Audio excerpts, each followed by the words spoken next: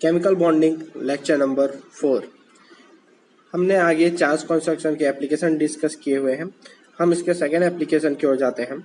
जैसे कि हम जानते हैं चार्ज कंस्ट्रक्शन से वैलेंस सेल की जो डिस्टेंस होता है वो कम हो जाता है, यानी कि डेली कम हो जाती है। तो इजली एक्साइटेशन होती है जिससे कोवेलेंसी इंक्रीज हो जाती है और इससे हाई कोवेलेंसी फेवर्ड होता है।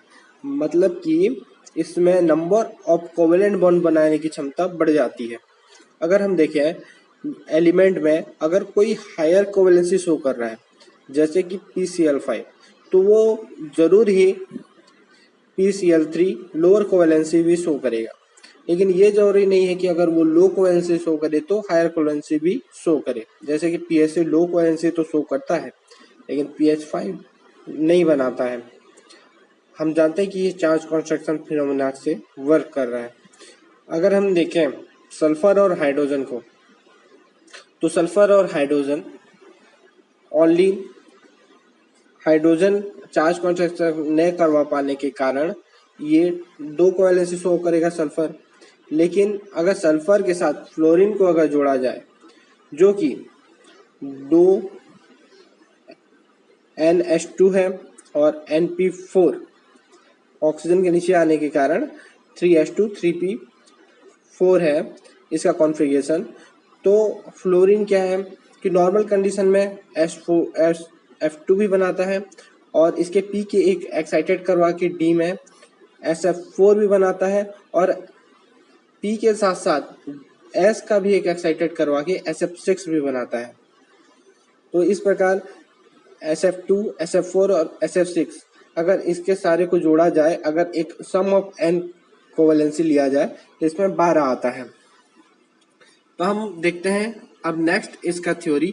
हमने चार्ज कंस्ट्रक्शन थ्योरी देख लिया है, तो अब पीरियोडिक कंस्ट्रक्शन थ्योरी देखते हैं।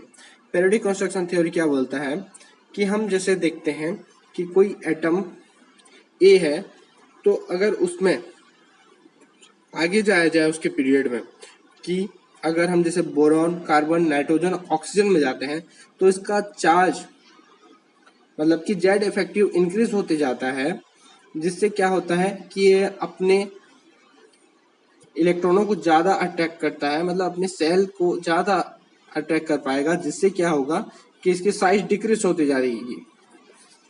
अब हम देखते हैं कि इस फिनोमिना पीरियोडिक कंस्ट्रक्शन और चार्ज कंस्ट्रक्शन में अंतर क्या है।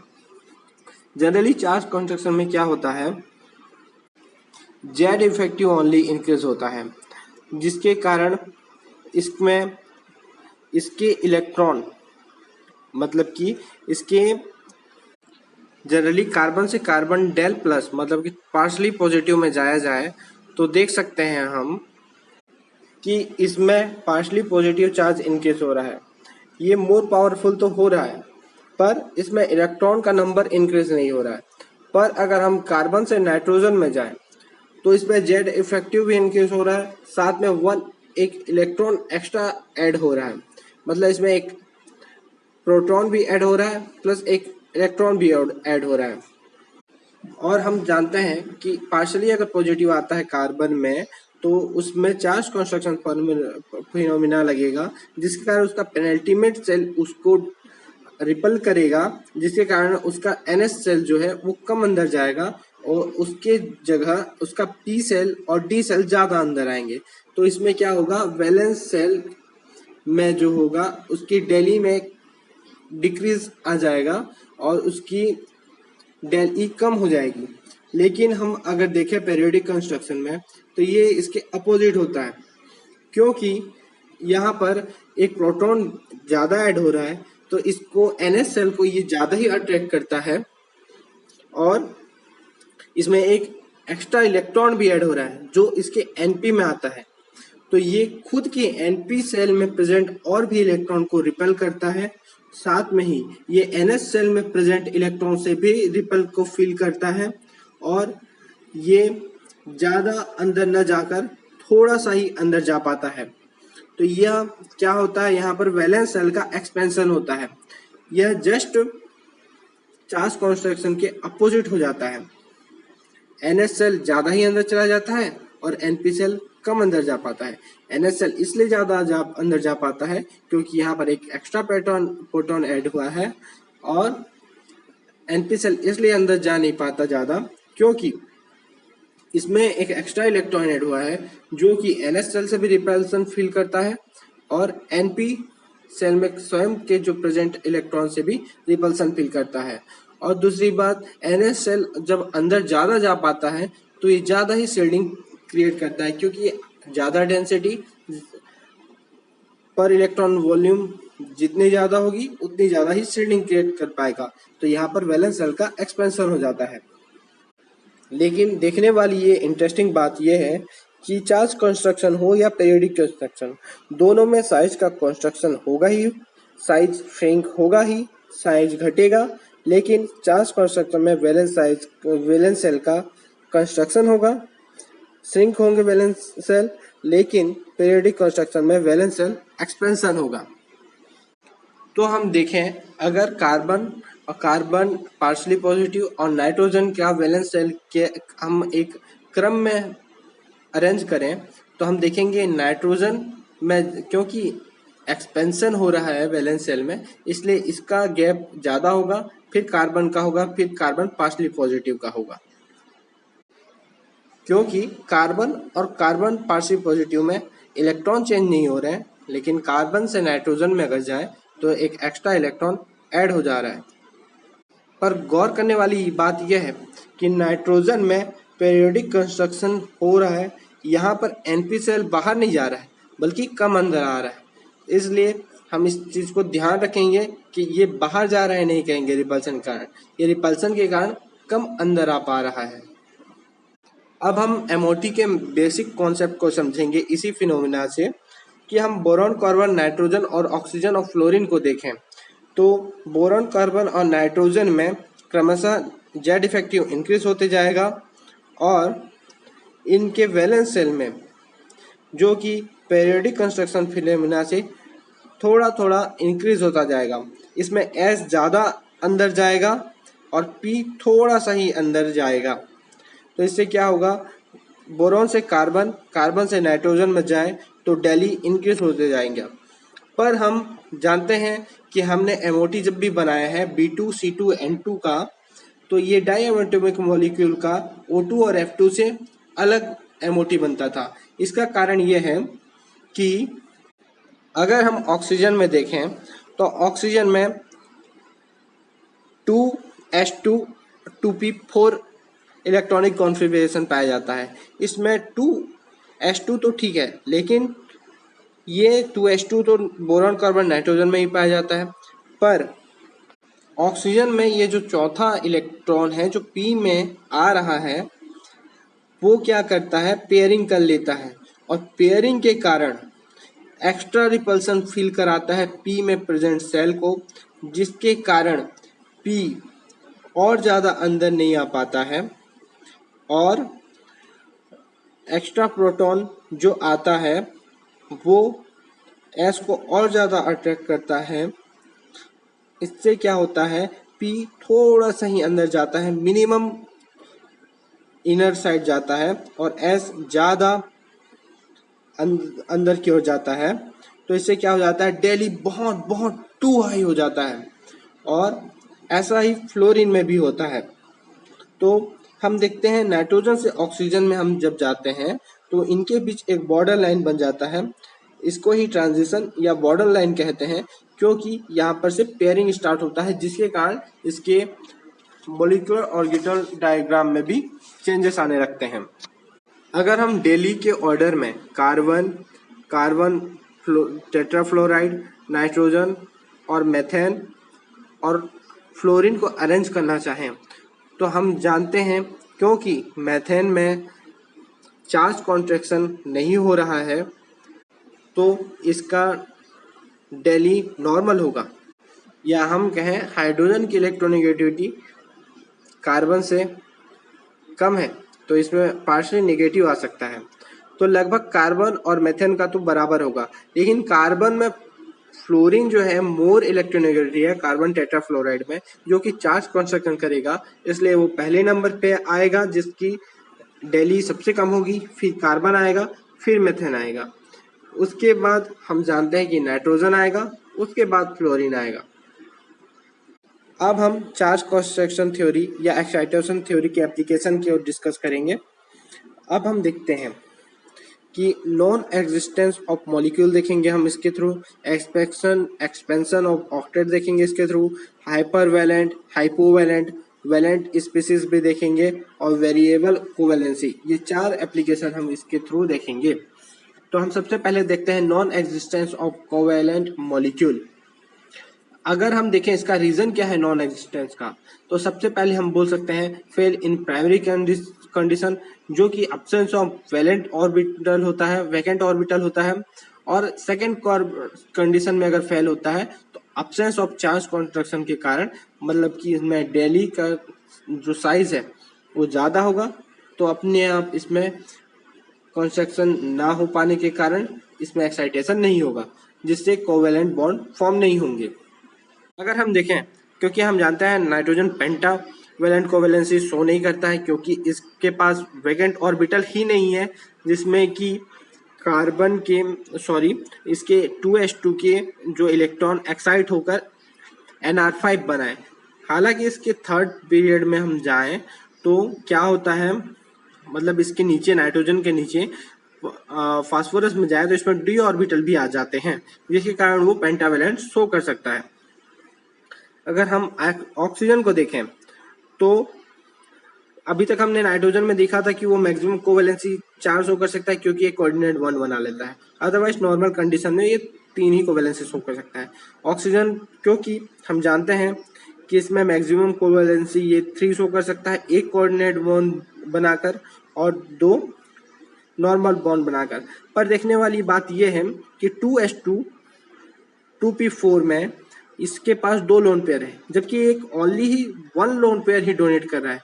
ऐसा इसलिए है कि इसके फ्रंटियर मॉलिक्यूलर ऑर्बिटल में FOMO में एक ही लोन पेयर प्रेजेंट होता है जिसको ये डोनेट कर सकता है, और एक लोन पेयर इसके नीचे एनर्जी लेवल में होता है जिसको ये डोनेट नहीं कर सकता है। इसलिए ये जनरली एक ही लोन पेयर को डोनेट करता है। इसलिए हम जानते हैं OF4, OH4, OR6, OX6, OR6 ये जनरली ऑक्सीजन नहीं बनाता है।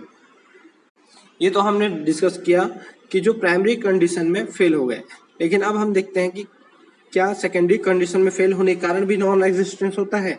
हाँ, जरूर होता है। अब्सेंस ऑफ चार्ज कंस्ट्रक्शन के कारण अगर उससे अटैच हुआ जो एटम है, अगर लेस इलेक्ट्रोनेगेटिव हुआ तो ये उसको एग्जिस्टेंस में नहीं ला सकता, क्योंकि चार्ज कंस्ट्रक्शन नहीं कर सकता, तो उसकी जो वैलेंस सेल है उसके बीच की दूरी दूर डेली की दूरी ज़्यादा होगी, जिससे एक्साइटेशन नहीं हो पाएगा तो उसमें कोवैलेंसी ज़्यादा शो नहीं कर पाएगा। जैसे कि हम जानते हैं pH5 शो नहीं कर पाता है, इसी कारण SH4 भी शो नहीं कर पाता है, इसी कारण SH6 भी, SEH6 भी, IH7 भी, और IH5 और XEH6 भी। जबकि इसी में अगर हाई इलेक्ट्रोनेगेटिव एटम जोड़ दिए हैं तो PF5 भी शो करता है, SF4 भी, SF6 भी, SEF6 भी, IF7 भी, और IF5 और ज़ीनॉन F6 भी। यहाँ इंपॉर्टेंट बात ज़ीनॉन की है, जिसको हम फर्दर आगे डिस्कस करने वाले हैं।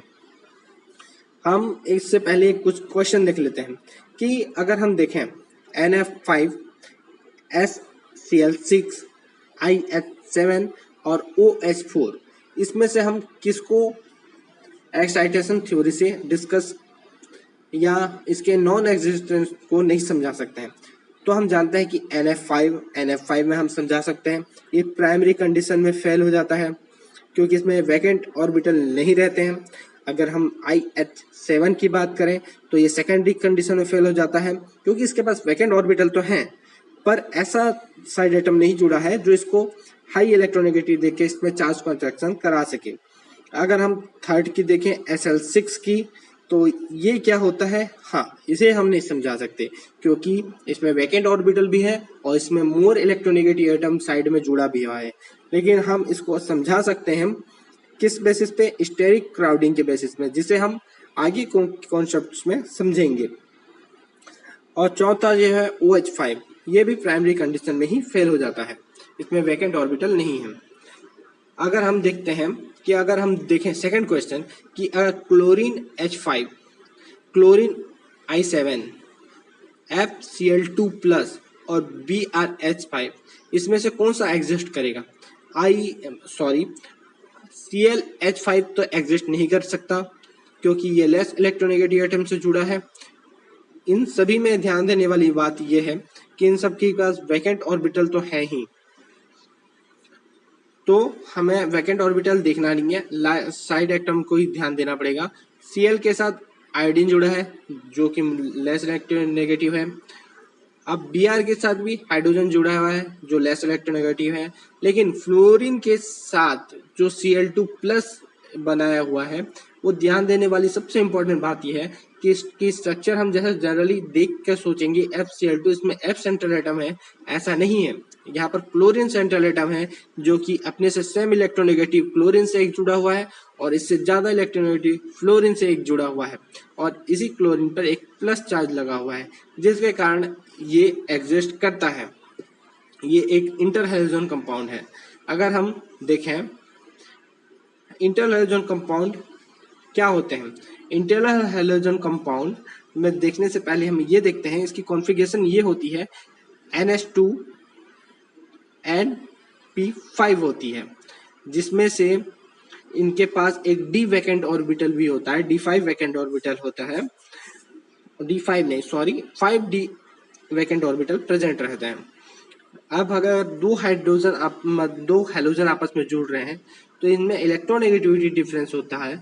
हालांकि maximum high different electronegative atom ही जुड़ते हैं हैलोजन के, पर समटाइम्स इसकी इलेक्ट्रोनेगेटिविटी सेम हो सकती है। जैसे कि अब हम देखें कि BrCl3 एग्जिस्ट करता है, क्यों? क्योंकि क्लोरीन की इलेक्ट्रोनेगेटिविटी ब्रोमीन से ज़्यादा है, लेकिन Br3 एग्जिस्ट नहीं करता क्योंकि इसकी इलेक्ट्रोनेगेटिविटी Br की क्लोरीन से कम है। इसको याद रखने के लिए फोन कॉल ब्रिस्क फॉर्मूले को याद रख सकते हैं। फोन कॉल से फ्लोरीन, ऑक्सीजन, नाइट्रोजन, क्लोरीन पता चल जाता है, और ब्रिस्क से हम समझ जाते हैं ब्रोमीन, सल्फर, आयोडीन, सल्फर से पहले आयोडीन आएगा, फिर सल्फर आएगा, फिर कार्बन आएगा, फिर हाइड्रोजन आएगा। फोन कॉल ब्रिस्क, या फिर इसे हम समझ सकते हैं फोन कॉल ब्री स्कूल, ये ज़्यादा इजी होगा। स्कूल के एच तक जाएंगे, उसके आगे नहीं जाएंगे। ये इलेक्ट्रोनेगेटिविटी का ऑर्डर है। मैंने बात किया था कि हम ज़ीनॉन की ओर देखेंगे जो कि एक अक्रिय गैस के श्रेणियों में आता है। 0 ग्रुप समूह का ये एक सदस्य है। तो ज़ीनॉन क्या होता है, इसका ऑक्टेट कंप्लीट होता है, इसके H2 और P6 करके ऑक्टेट कंप्लीट होता है। इसे बॉन्ड तो नहीं बनाना चाहिए, पर क्या होता है, हमने चार्ज कंस्ट्रक्शन में पढ़ा है कि इसमें इससे ज़्यादा, जैसे ऑक्सीजन और फ्लोरीन, बहुत ज़्यादा हाई इलेक्ट्रोनेगेटिव एटम जब इसके से जुड़ते हैं तो इसमें पार्शली पॉजिटिव लाते हैं, जिसके कारण इसके जो वैकेंट वैलेंस सेल हैं वह पास में आ जाते हैं, जिसके कारण एक्सेसिव चार्ज कॉन्ट्रैक्शन हो जाता है, जिसके कारण ये बॉन्ड फॉर्मेशन करता है। इसके XeF4, XeF2, XeF6 तक के फ्लोरीन के साथ। लेकिन इंटरेस्टिंग बात आगे भी है कि ये ऑक्सीजन के साथ क्या क्या बनाता है। XeO2, XeO4 ये ऑक्सीजन के साथ बनाता है, जबकि फ्लोरीन के साथ F6 तक बना सकता है। अब हम देखेंगे ऐसा क्यों। अगर हम देखें ज़ीनॉन की कॉन्फ़िगरेशन तो H2 और P6 है। अगर फ्लोरीन इसको एक्साइटेशन करवाए तो इसके P से 3 एक्साइटेशन करवा लेता है और इसके P3 और D3 बनाकर इससे 6 बॉन्ड बना लेता है, और 6 बनाने के कारण इसमें स्टेरिक हिंड्रेंस बहुत हो जाता है, जिससे ये H2 को फर्दर एक्साइट नहीं कर पाता है। और यहाँ पर ज़ीनॉन की ऑक्सीडेशन स्टेट +6 रहती है। लेकिन ऑक्सीजन में हम देखें तो एक ऑक्सीजन 2 इलेक्ट्रॉन को एक्साइट कराने की क्षमता रख सकता है। कैसे? हम देखते हैं कि ये P3 के भी 3 को एक्साइट कर देता है और अब P3D3 से 6 इसके पास बॉन्ड बनाने के लिए जब होता है तो ये एक से ऑक्सीजन से एक सिग्मा एक पाई करके 3 ऑक्सीजन से ही इसको ऑक्यूपाई कर लेता है इसके 6 जगह को। जब चौथे की बारी आती है तो चौथा ऑक्सीजन भी इसके स्टेरिक हिंड्रेंस ज़्यादा ना होने के कारण इसके H2 से भी एक्साइट कराकर एक इलेक्ट्रॉन को डी में ट्रांसफर करके D4 बनाकर इससे सिग्मा और पाई बॉन्ड बनाकर जुड़ जाता है और ये इसमें +8 ऑक्सीडेशन स्टेट शो करवाता है। वहाँ पर +6 था, यहाँ पर +8 है। तो ध्यान देने वाली बात यह है कि यहाँ पर हालांकि ऑक्सीजन कम जुड़ा हुआ है लेकिन यहाँ पर +8 ऑक्सीडेशन स्टेट है। लेकिन XeF(2- भी कभी कभी प्रेजेंट होता है XeF(8) नहीं, XeF(2-), क्योंकि ये एक कॉम्प्लेक्स है, ये एक कोवेलेंट बॉन्ड नहीं बना रहे हैं, ये कॉम्प्लेक्स फॉर्मेशन कर रहा है। लेकिन इम्पोर्टेंट बात यह है कि यहाँ पर भी हमको देखने वाली बात है कि यहाँ पर भी +6 ही ऑक्सीडेशन स्टेट शो करता है और ये एक स्क्वायर एंटी प्रिज्मेटिक जियोमेट्री है। Thank you. हम नेक्स्ट मिलते हैं आगे अगले लेक्चर में। धन्यवाद।